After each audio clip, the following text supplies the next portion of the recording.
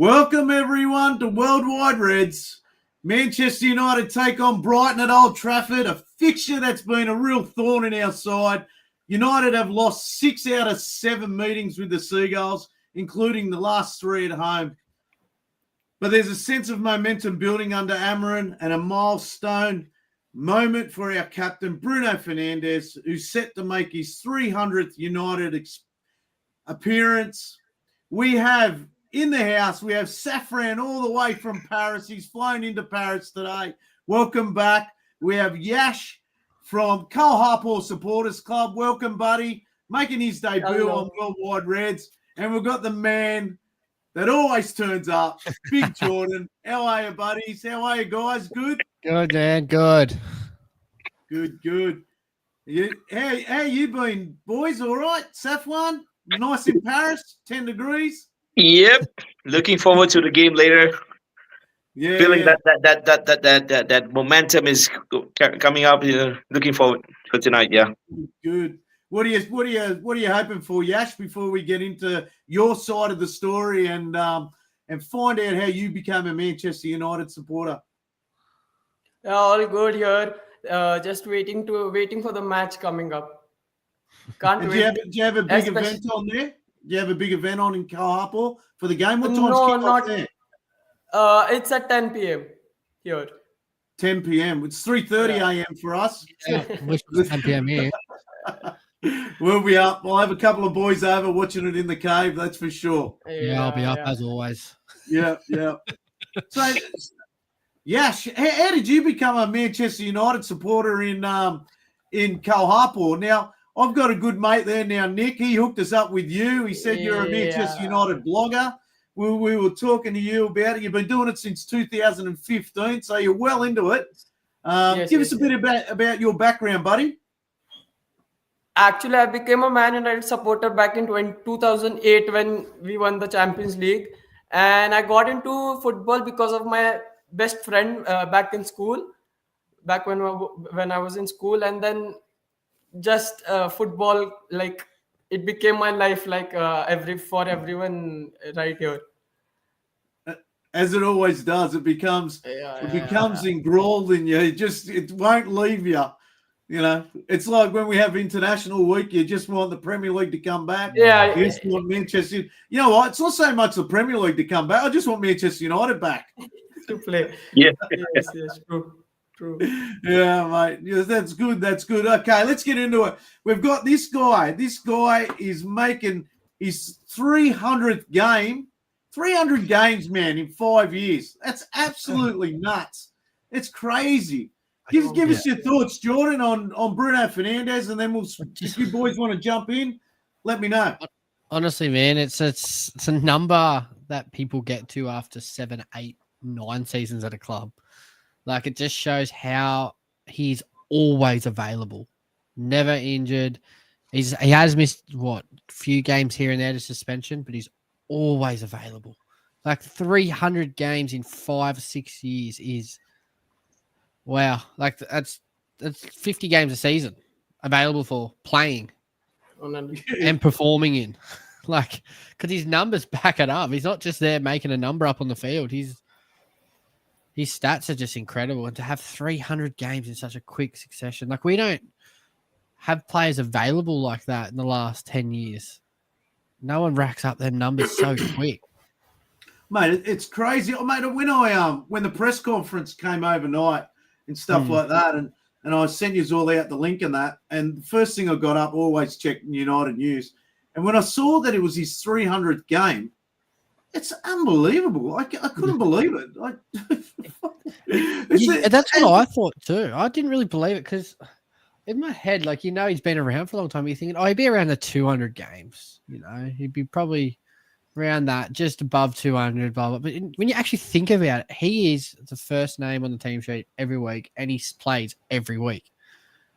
Like, and he does a lot. He does a lot of sometimes it's a lot of unnecessary running, but he does a lot of running through the game, doesn't he? Like, it's an incredible achievement.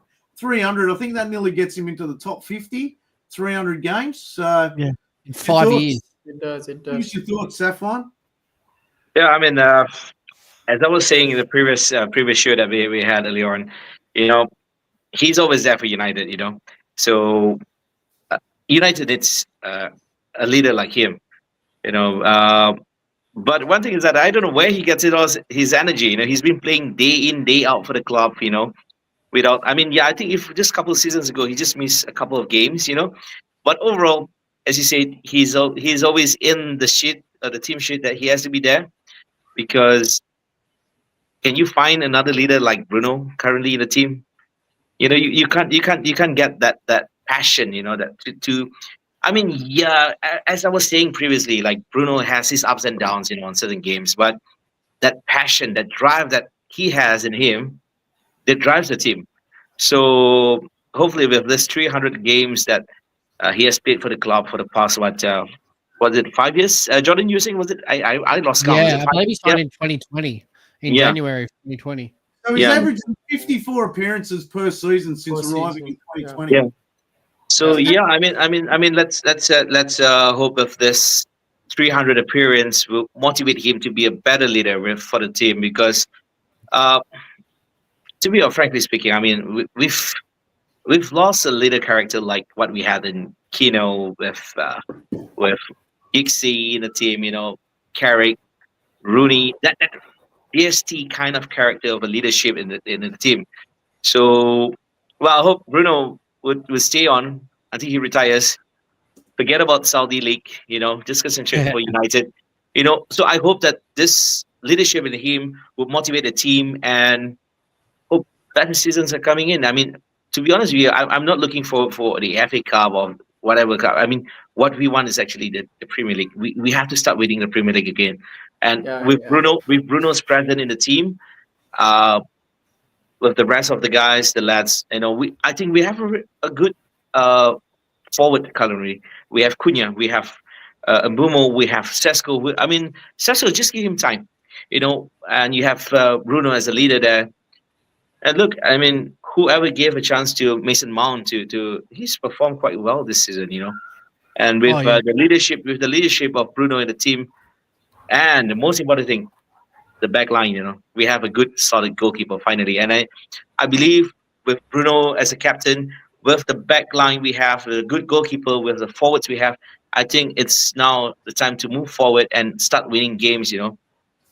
Yeah, well, like So Amarin in his press conference, he said the question was to him, give us your thoughts. He's a great footballer, and nothing, noting his frustration comes from a good place. And I know what he means by that because I was that type of footballer, like frustrated. I was like white line fever, and if I could argue with the referee, I would, and I still do it now. And I'm a parent on the sideline. I get frustrated by shit calls and everything like that.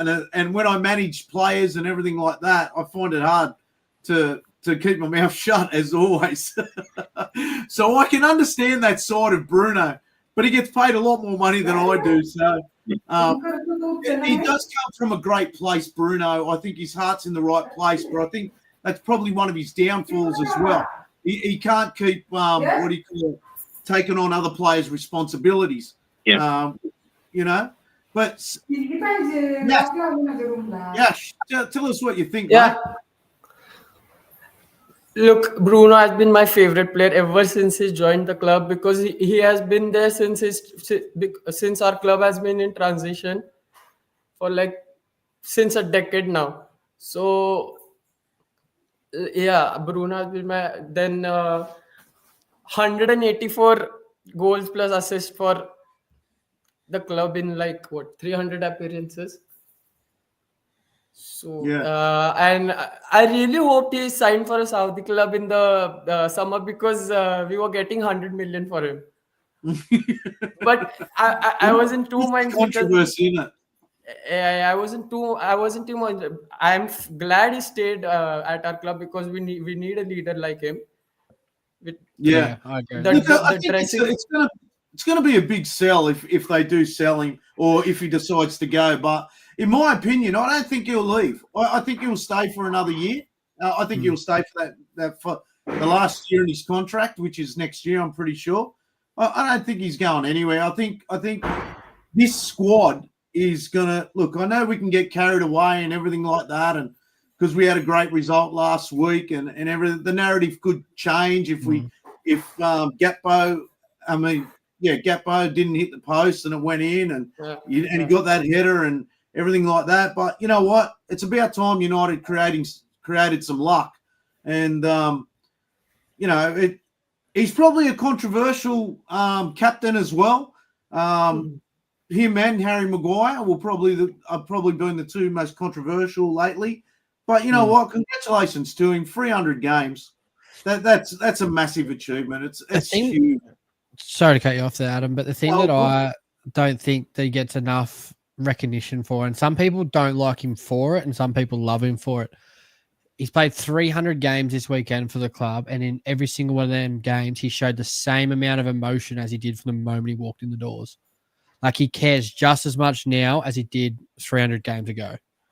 Like, some players would have been through some of the struggles and the managers he's played for and stuff, burnt out a bit, wanted a new opportunity to go somewhere else, maybe a fresh start, and he still cares just as much as he did when he first arrived.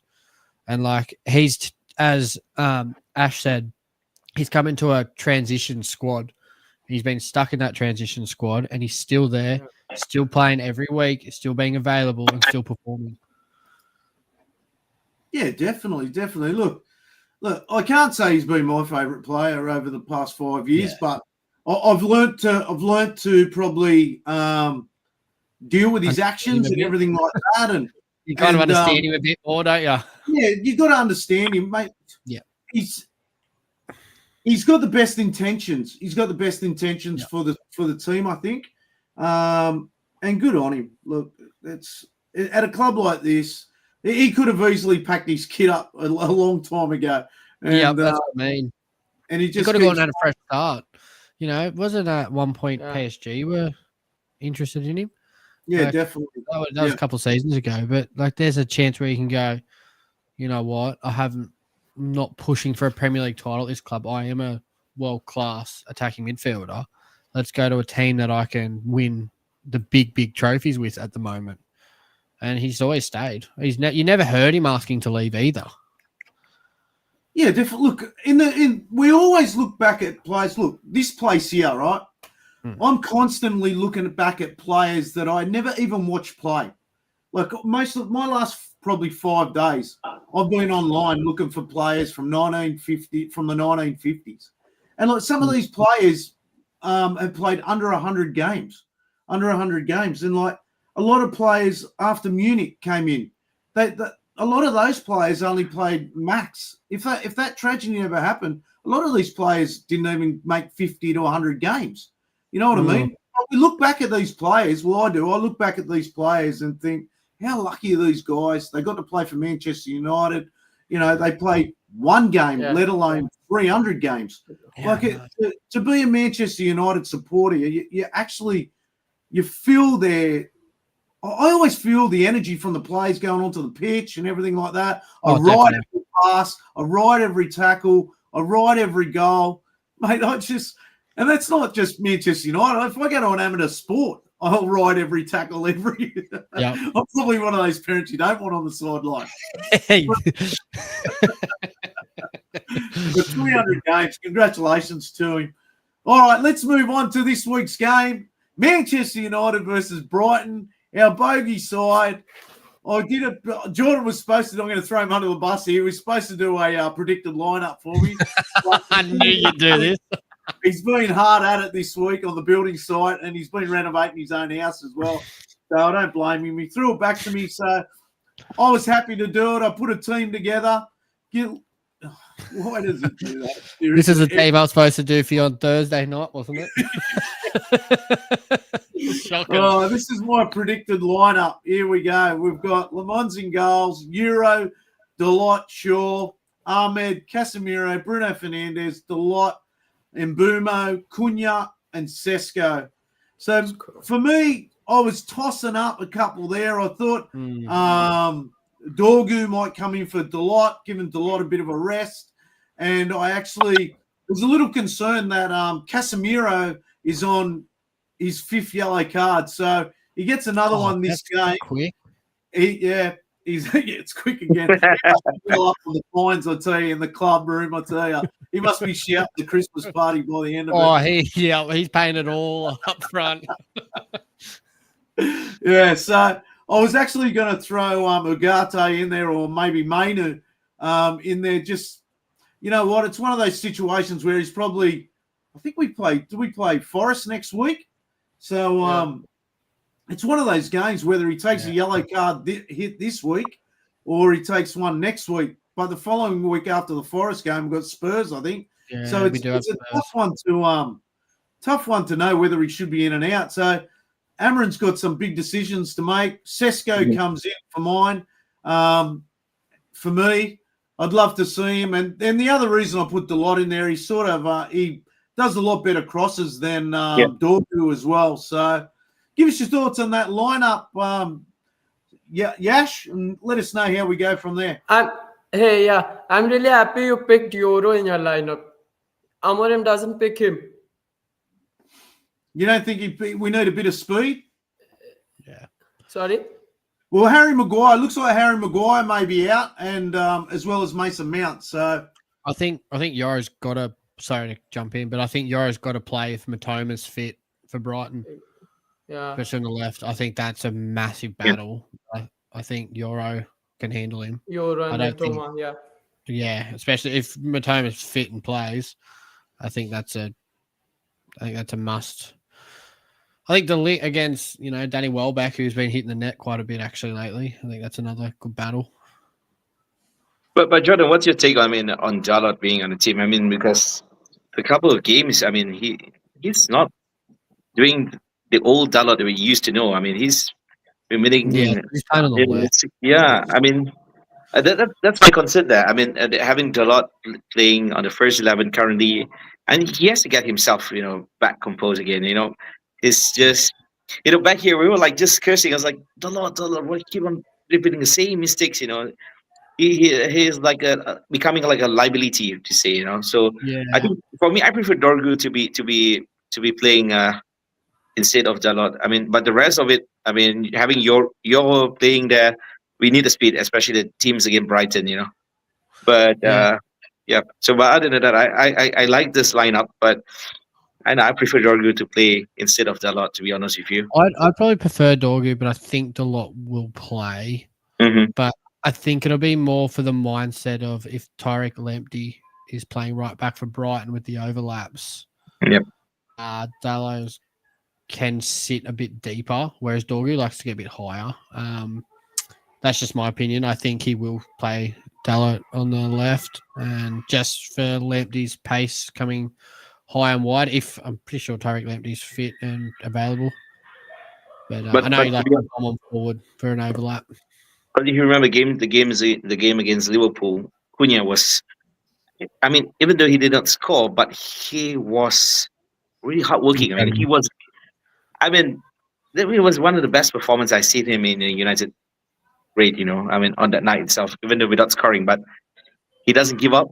He has that United fighting spirit in him. So I'm just looking forward for him to score his first goal in a United rate. Be it in front of Trafford and everything like that.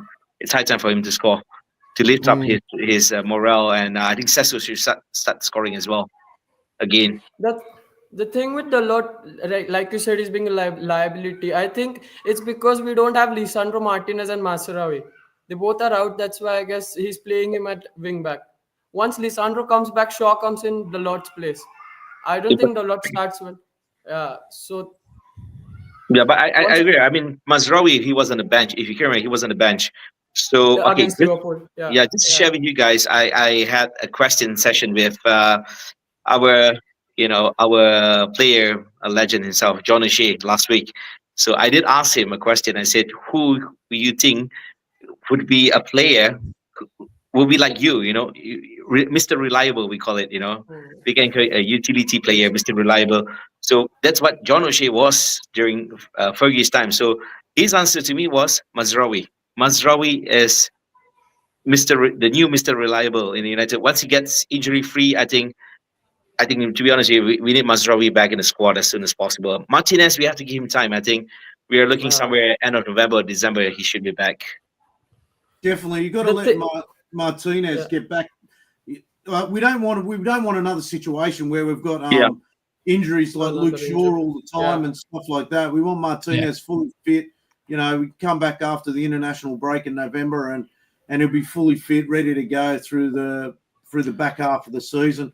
I'm just going to go into some of the comments in YouTube. It's red hot at the moment, so I'm going to start up the top there.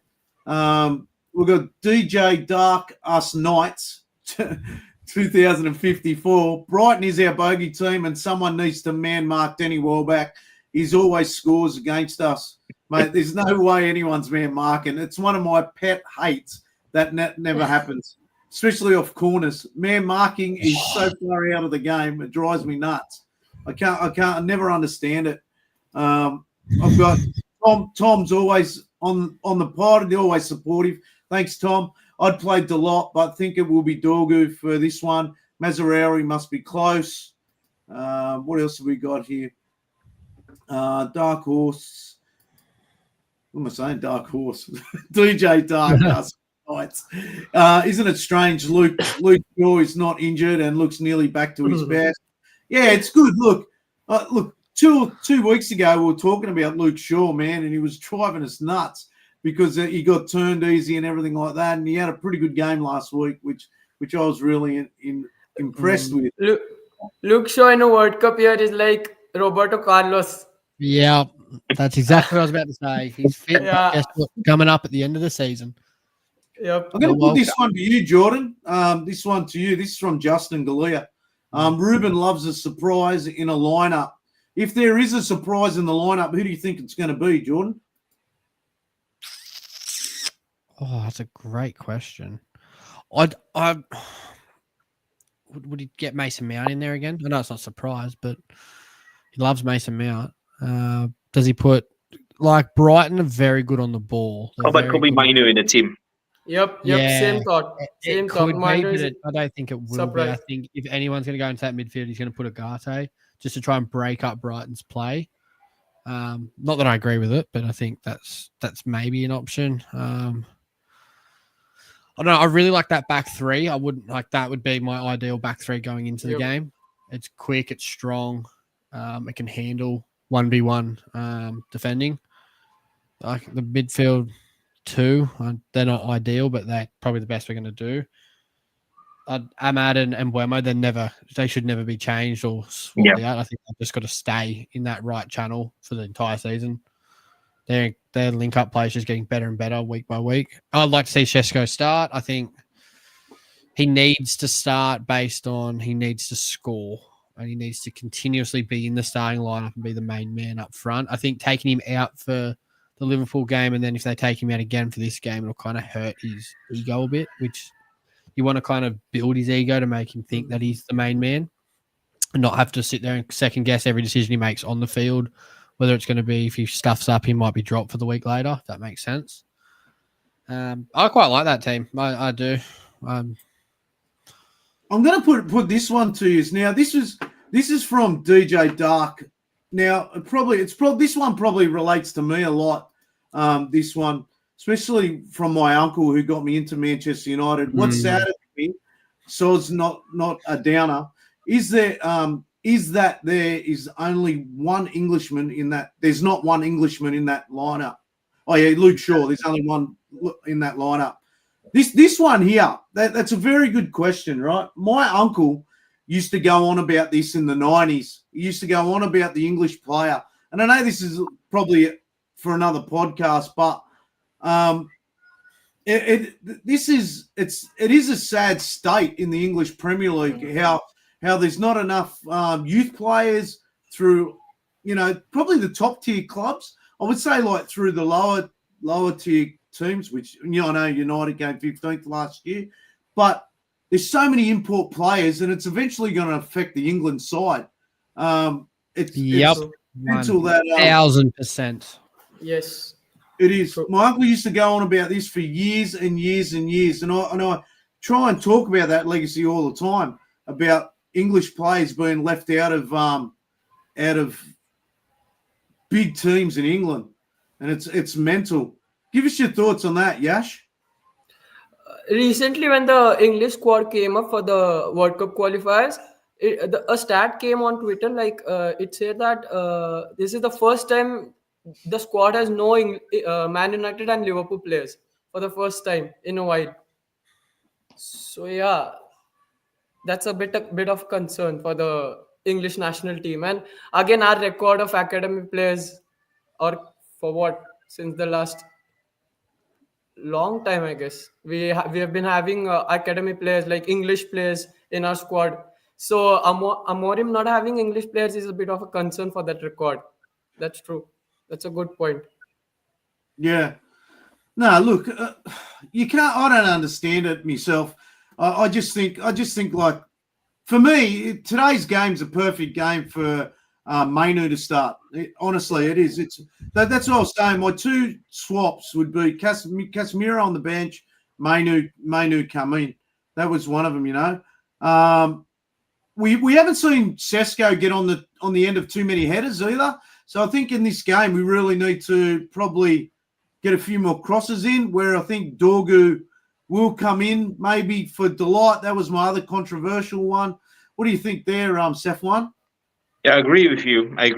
I mean, as I was saying earlier on, I would prefer to have Dorgu instead of Dalot, and Casemiro, as you were saying, that he is on a verge of going out to the 5 yellow card and get suspended for the next upcoming game. So I think this boy Mainu needs to play in the first 11. This boy needs that motivation to start again. He's a young lad, a good player in him. I mean, we've seen him. I mean, especially in the Europa semi-final. That I was thinking that was a point that actually you could see, is this the rise of Kobe Mainu in the team? But it just went down. I mean, yes, we had the bomb squad and so on, but I believe that if you look at Ahmad itself, he's playing good football. After all this thing has been resolved, he's playing well. And I think Mainu deserves a chance to be in the first 11. I mean, Casemiro, yeah, he's a veteran in the game. So I think Mainu should come in, learn the traits from Bruno. United has been long known for having good academy players rising up, from the class of 92 onwards. But you were saying, where are these young players? We are losing them. We are losing them to other teams. We only have currently, you're talking about English players in the squad. Now it's just Kobe Mainu. Who else? Just Mainu? I know. I the rest are all the seniors. You don't find the youngsters. Youngsters are performing very well. Their age gap, like Darren Fletcher's kids, are performing very well with the junior squads. But this current senior squads, I only can see Mainu there. So I think it's high time that I don't know. Is it because this European managerial factor that's affecting the selection of the squad? Or maybe it's a mentality of how the manager assess the players, how he wants it to be. Because if we look, how many teams in the English league are really developing the youngsters now? There are not many. It used to be like a big pool of young players, but I don't really see it now. So for the future of England, in general, it's not really good, because now they are relying a lot of the senior players. So yeah. I think Mainu should be in the first 11. I don't know. It's just my prediction. I think Mainu should in place of Casemiro and Dorgu in place of Dalot. There'll be a nice midfield trio. Four of them back there. You know what? I was just having a thought then. Like, I've been watching a little bit of Brighton too. Like, they're not the tallest team either, Brighton. Yeah. No, they've got Yeah. two. They've got two strong, tall centre backs in Lewis Dunk and Adam Webster. But other than that, they're very on the ball, quick, quality, technical players, small and technical players. Yeah, that's right. That's what I mean. Like, that's why probably, I lean to Delight a lot more to whip a nice cross. And Dorgu's, I think, are really inconsistent when it comes to putting crosses and stuff like that. So look, I think we can exploit that. Balibo hasn't been playing the best for him. He's been hot and cold. As much as we want him at Manchester United, I hope he doesn't have a good game tomorrow. But you know what? He'll be out to impress for sure. He will be. I've got a bit of a.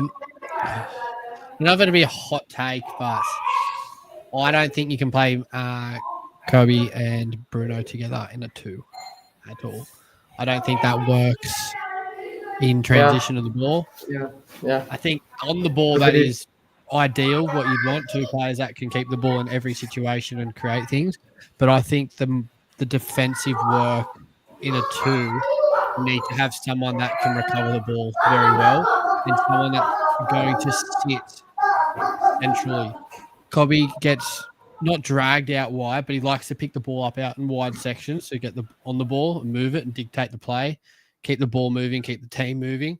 Bruno's the same. If you have both of them pushing out, that's a massive hole in the midfield, especially if they're playing a 3 and they've just got a number 10 sitting in there and their two 6s follow, then you've got a 3v4 if you get counted on a transition. So that's just my opinion on why I think Kobe's not playing. I don't think it's because he's not good enough or anything like that. I just think if he's to play, he's got to be playing in Bruno's spot, not alongside Bruno, which I'm not saying that he can't. Like, I'd like to see him try it just to see if I am wrong. But just from what I see, Kobe's going to play always best in a 3 in the midfield. He just is. I think that he's the best in the club at being a number 8 up and down the field a bit, getting on the ball, dictating the ball, but he's not a ball-winning midfielder that you kind of need in a 2 to break up the transition play from the other team. But again, I could be wrong. No, the other thing is too, like, that concerns me. Brighton break out quick, don't they? Yeah. They're fullbacks, man, and when they push forward, they push hard. And that's what I was saying about that Tariq Lamptey before, about Dalot maybe playing because Dorgu gets high very quickly when we go to switch early. He's quite good in the wing-back role because he gets very high very early, so we can just switch the ball out to him. Where Dalot kind of plays a bit more inverted, comes inside a little bit, also sits a bit deeper. And if we were to turn the ball over there and you've got someone like Tariq Lamptey bombing up forward from the right back position, you can get caught with an overlap and then you've got a 2v2 in the box for a cutback. That's, you kind of... Their passing game's spot on too, man. Yeah. Like, their passing game needs to be cut down really quick. So... Come on. Hello, buddy. How are you? Hey, mate. Listen, we're family here. We can have any guests on. Yeah. Yeah. What are your thoughts on Kobe and Bruno playing alongside each other, though, Adam? Mine? I don't know, man. Look, I would like to see him take the risk to do it. See if it does work. Yeah, see if it does work. Take the risk. But you still, who's he come in for though? He takes Casemiro's spot. Yeah. And then you're playing 2 in. You can't go. Look, you can't with the pace. Casemiro hasn't got pace. Bruno really doesn't have that much pace. So at the end of it, what are you losing? I think you end up with what's his name? Oh my God, head blank. Got it. Mainu. You end up with Mainu. He's got great ball skills. He can get us out of trouble really easy if he plays like a bit of an 8 role and things like that. So I don't know. For me, I'd like to see him start. He needs to be playing more minutes than he's doing. That's for sure. And we seem to have this conversation every week. You look at it last week against Liverpool. Who did he rely on to see the end of the game out? He relied on Mainu. He made that sub late. You know what I mean? So he just doesn't turn the ball over, does he? Like, he never turns the ball over. Like, it doesn't matter how many players are around him and how tight the area is. He's so good at just having awareness of where the space is and getting the ball out. Like, he's so clever in not turning the ball over in tight areas. Like I don't think if you actually played him for a full 90 minutes, I reckon he'd be lucky to turn the ball over 2 to 3 times a game for Yeah, someone that that's right. touches the ball that many times. That'd be incredible. I can see Safwan's itching to get in here. Hello, Safwan. Yep. Yeah. Well, I don't know. I'm just looking forward to see who's going to play, and. But I have this feeling that Casemiro won't be playing because it'd be a risk. It'd be a risk for him to get another yellow card. I mean, we know how combative midfield he is, especially during his younger days, and he still is. So yeah, as we were suggesting, could be Ugarte, could be Kobe, but there was, I don't know whether I read it right recently. There was a question that they were whether Amorim was asking Ugarte, where is the Ugarte that I really wanted to play in United, the Ugarte that we used to see in PSG. So he hasn't been performing that well, but every player deserves a chance to perform. But Mm. I don't know. I'm still aging for. He was good when he came on last week. Yeah, but we want that consistency. We need the consistency. That's how we see the consistency between Ahmad and Mbumo. As what Jordan was saying, that is the right side that is untouchable. It should remain to the end of the season. So now we have to find the problem that we have now is actually right in the center of midfield. That has been the issue since the season started. And I mean, I think so far now defensively, um, it's okay because I think that the defenders are feeling much more confident with Lemons playing at the back there instead of Onana or maybe Bain there. But because I was just talking to a friend of mine about goalkeeper in England. In the English league, it is different compared to other leagues. It's all fast paced kind of thing. You need an old school goalkeeper to play. Like what we had with De Gea, we had with Van der Sar, we had with Schmeichel, and so on and so forth. But Onana, for me, I mean, he's a good goalkeeper in his way, but he doesn't suit. I mean, you can put him in any other teams in the English league, he won't be successful because the English league is totally different. So we need an old school mindset of a goalkeeper to play, so that defense will be much more confident. I mean, look at the saves that he made last week against Liverpool. You know, I mean, yeah, I mean, Liverpool had chances of scoring and they hit the post, and well, there was a saying that if it's not going to go in, it's not going to go in. So yeah, I think that what Amorim has to really, really look into now is actually right in the middle of midfield. So on the right, we are good defensively. Once we have Martinez back, we have Mazraoui back to his 110% fitness. Defensive wise, we should be good. Attacking wise, I have this gut feeling that we're going to have a good three attacking players, and with Mason Mount being support on that part as well, it should be good. I mean, bear this in mind, we are not far. We are not far away from the top teams up there. We are just like 6 points against behind Arsenal, and like 2-3 points behind the rest. I think. Yes. I'm Yeah. going to put it to you here. Look, we're very good on transition. Yeah. Last week against Liverpool, we broke out really quick. Against Brighton, as these wing backs, they get up really high. I think Yep. we can exploit that. What do you think, Yash? Sorry for the interruption, like a while ago. It's all good, mate. We don't care, mate. We don't care. They can have a party in the background. They can have a festival. We don't care, mate. It's all good. It's all good. Before I talk about our transition, I want to focus on Jordan's point when he said like Bruno and Manu can't work together. The thing, it's true. I agree that because Bruno, he needs to carry the ball ahead and he needs a destroyer besides him. That's the thing. In Casemiro and Ugarte, I think Amorim sees a destroyer profile. Like those two profiles, they play hoof ball more than like play two 1-2 passing system. They always look to kick the ball long, like clear the ball. So that's one thing I guess that's why, because Bruno and Manu don't work together.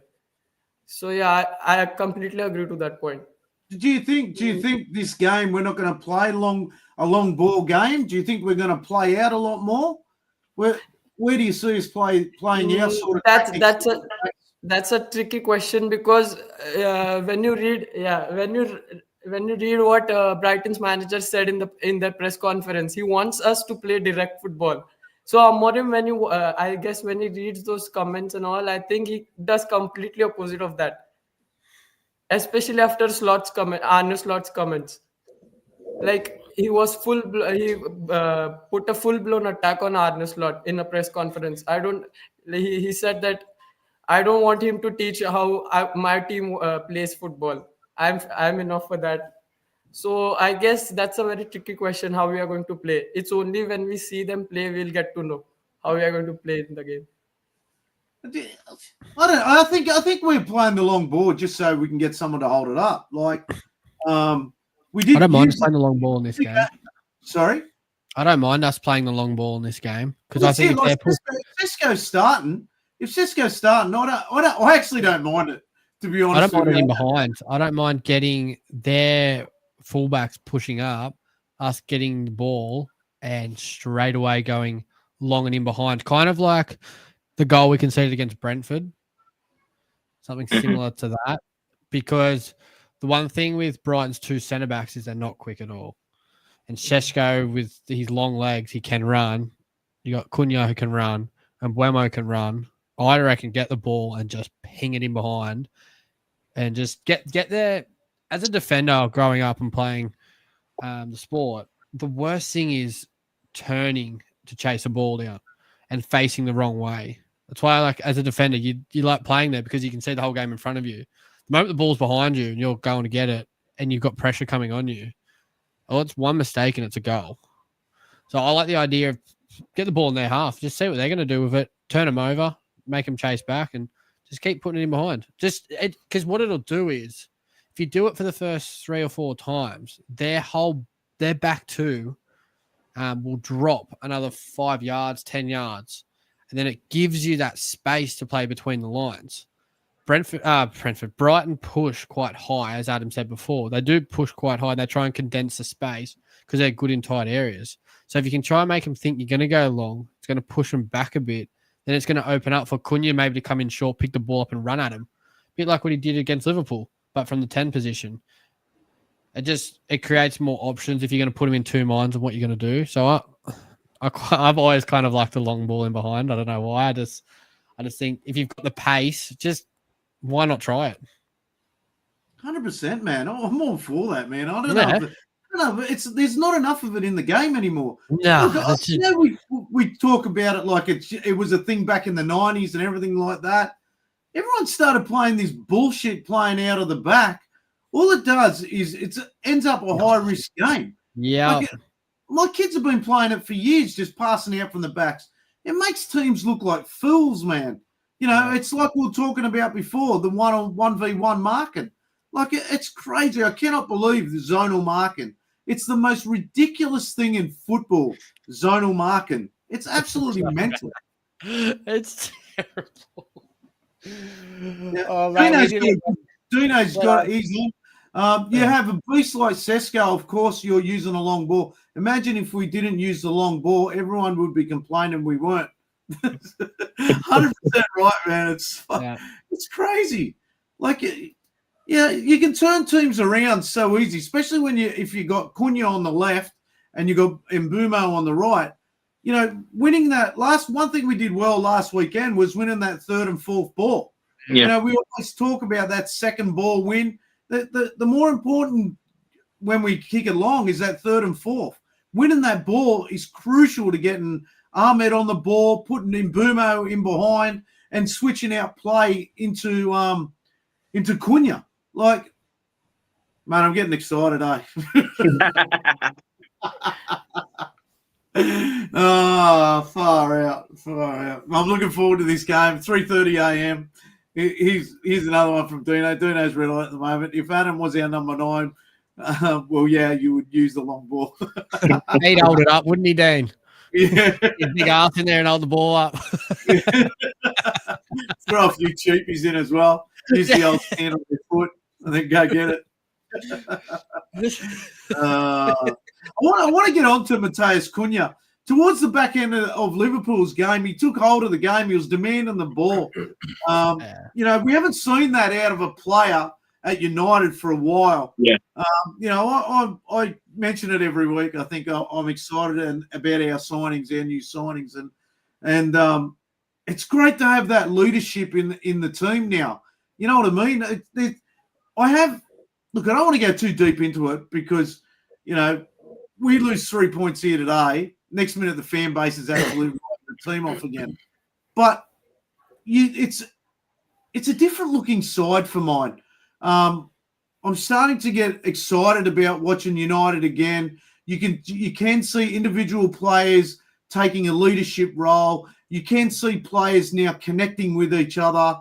You know, you've got a backline now where I think they're feeding off each other instead of throwing fake high fives around when Onana's around and all that bullshit. And I remember Layman's last week, someone came in and they went to go give him a high five and he just shoved them out the way and he goes, get back into position, let's go. I love that. I absolutely love that. That's the kind of stuff I want to see out of this team. I want to take no enemies. I want players being able to not so much abuse other players in their team, but to show that leadership role. I don't know about you, Blakes, but that's what I want to do. Your job's to win the game. That's what you're paid to do, to go out there and win. I don't want my team to go around high-fiving each other because someone did something good. Do that in the sheds after the game. Just stay switched on. I would love to see Cunha get a goal today. I tell you, I've just got this feeling he's going to run at him. He's very confident at the moment. Like I said, he's like Ahmed. He's demanding the ball. He's so good on. He seems to be that player that's got that little bit of timing on the ball. You know what I mean? He's always checking that shoulder to see what's around and everything like that. He knows how to draw that foul as well. He was cramping up bad last week. I felt, you know. He did a lot of running last week, though. He did a lot of work. I was taking the piss, George. Yeah. I'd like to see him score today. I think that's going to be important. I think he needs to score. I don't know if I say he needs to score, but I think for him to continue to keep growing and building in this squad, it'd be good for him to hit the net. I think the most important player to score will be Sesko if he starts. I think United just needs to score consistently. I think that's one of our biggest problems in the last, since God knows how long, since probably Cavani, maybe Ronaldo, when we haven't had 9 to come in and just hit the net constantly. So hopefully that happens. Cunha's good, but do you feel Cunha? Sorry, do you feel Cunha? I don't know how you guys feel, but when he gets the ball, it excites you. Like you think, something's going to happen here, or something could happen. Yeah.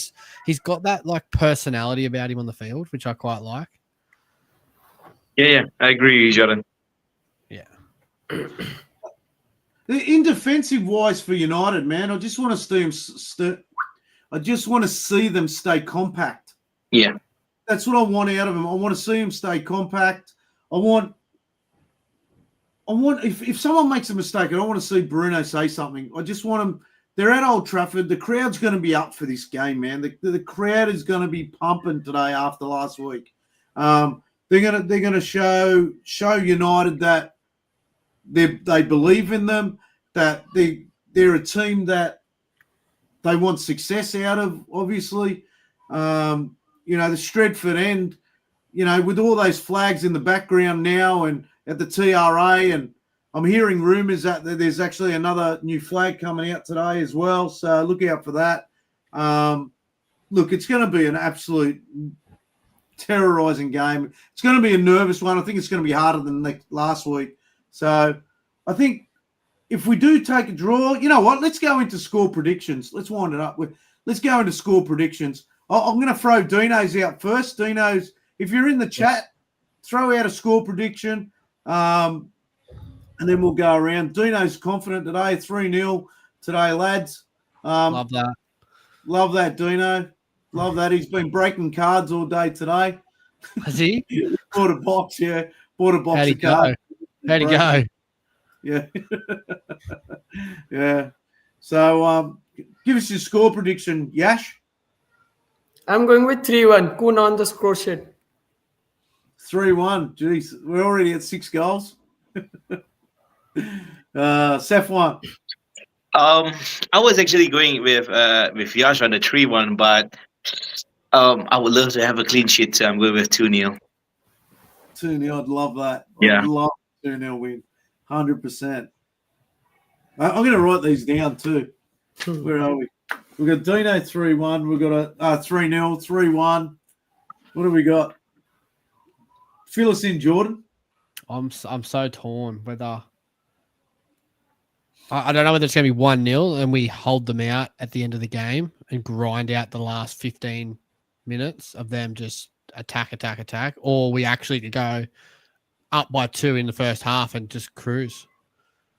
I'm going to go 1-0. A 1-0 gutsy win. Oh, man, I don't want a 1-0, eh? I don't want a 1-0. I just don't like. I'd love to just say 4-0 and it just happened. And then, but I think it'll be a 1-0 and I think Mbeumo scores. I'm laughing at Dino. What Dino do they goes, say if you get the prediction right, do we win the Cantona chair? Yeah. I second that. No chance. Look, my score prediction is, you know what? I'd be happy if we came away with a draw, but I'm not going to sit on the fence. You know, my head's telling me I've got stateside Reds. He's saying 2-0. He's saying 2-0. Big Mikey. My head's telling me 2-2. My head is telling me 2-2. If it is 2-2 going late, I'm thinking Cunha or Sesko get the 3-2. 3-2. What is that, eh? 3-2 win. Yeah. I don't want a game like that, though. They're at Old Trafford. Let's make it easy. You know what? Get 3 before half time. Let's get 3 before half time. 3-0 at half time. Come out, score another 3, 6-0. Thanks for coming. We'll take it all. I think that's just called me a wanker because I said a draw. Even if we're up 5-0 with 80 minutes played, I'd still be going, oh, shit, we could have a draw here.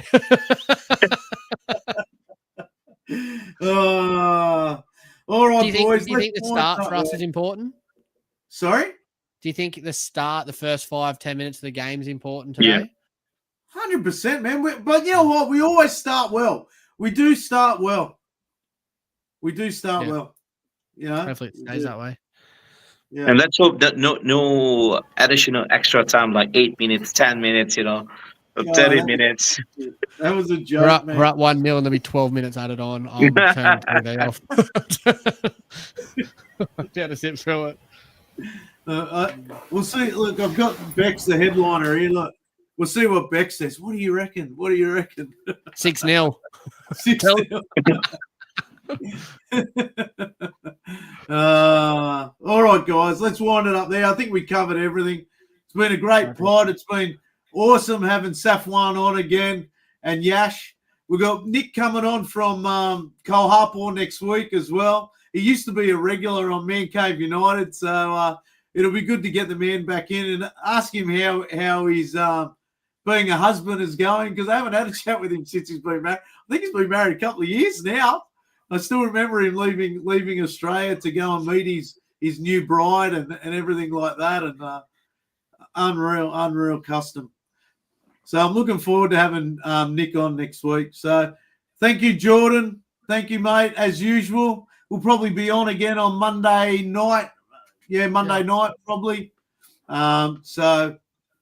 We've just lost Yash. He's decided to play out early. First out. Unless his internet went on him. So, So thank you, boys. Remember, everyone. Oh, wait a sec. Yash is back. Here we go. Here he is. He's back. He's moved positions. He missed us. So, remember, everyone, like, share, subscribe. Get onto YouTube. Like our YouTube page. We're on TikTok as well. I wish I could work out how to get us on live on TikTok, but I'm still struggling with that. I think there's a bit of conflict between StreamYard and TikTok. Go and follow Worldwide Reds. I know we're on vintage_United on Instagram, but we're trying to build up Worldwide Reds to get that 1,000 followers. Yep. So we've got a little bit to go on there. So because I want to try and keep our vintage page just for collecting for Jordan and I, and I want Worldwide Reds to have their own identity, basically. Yeah. So if anyone's watching on Vintage Man United and you haven't joined Worldwide Reds yet on Instagram, it's Worldwide Reds. Get over to that page, like it, so we can just have like the previews, the matches, and everything like that when we go do live matches and as well, just on that page. So the quicker we can do that, the better. Dino's asking me to get a tattoo again. Won't be happening. But if you do want a tattoo and you're up on the Gold Coast, his sister-in-law's got her own parlour up there, so go and Is that get why one. he's covered, is it? Yeah, that's why. Yeah, so he goes and gets them regularly. So, all right, boys. Thank you very much. Be safe, Safwan in Paris. Safe do. flight back to Malaysia. Thank Say you. hello to everyone in Malaysia and KL. Will do. Enjoy the game, the Savo. Yash, say hello to Nick if he's at the game, and say hello to all the boys at Cole Harbour. Definitely. All right. Be safe, everyone. Love you, Jordan. Talk Love to you. you later. See you later. Catch you, boys. Bye bye. See you. Goal!